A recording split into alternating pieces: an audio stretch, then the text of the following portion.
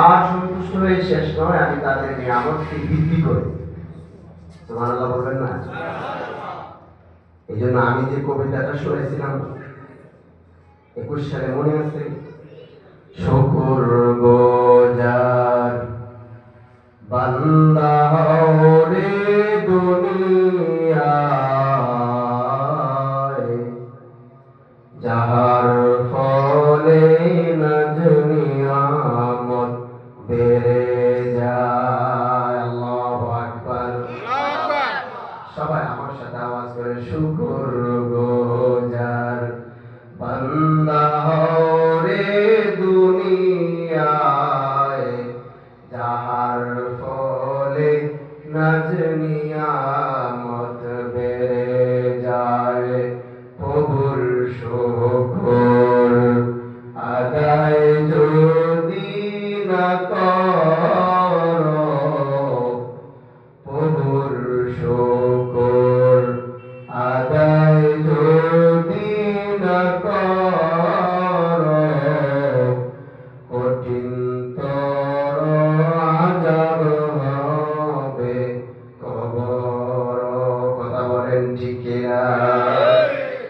এই জন্য আমার বাবাজিরা, কলিজার টুকরা ভাইয়েরা, আল্লাহ তাআলা অত্যন্ত দয়া করে, মহব্বত করে, ভালোবেসে আজকে জান্নাতের বাগানে জাকিরিন শাকিরিনদের মজলিসে আমাদেরকে এনেছেন।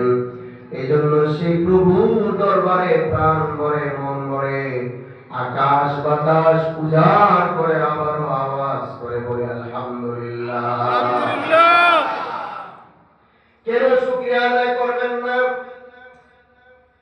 আল্লাহ তাআলা এমন এক সত্তা, যিনি একমাত্র বলতে পারে, ও দুনিয়ার মানুষেরা, আমি তোমাদেরকে যে নিয়ামত দিয়েছি, যা কিছু দিয়েছি, তা কোনোদিনও তোমরা গণনা করে শেষ করতে পারবে?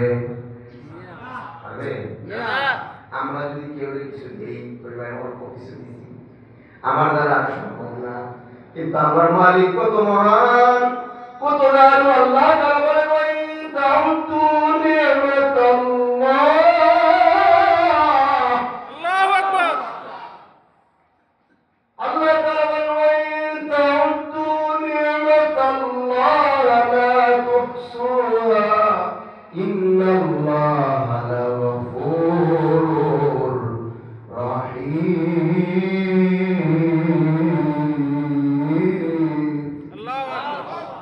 আল্লাহ পাক রব্বুল আলামিন, ও দুনিয়ার মানুষ, আমি তোমাদেরকে এত নিয়ামত দিয়েছি, যা কোনোদিনও তোমরা গণনা করে শেষ করতে পারবে না। আল্লাহু আকবার।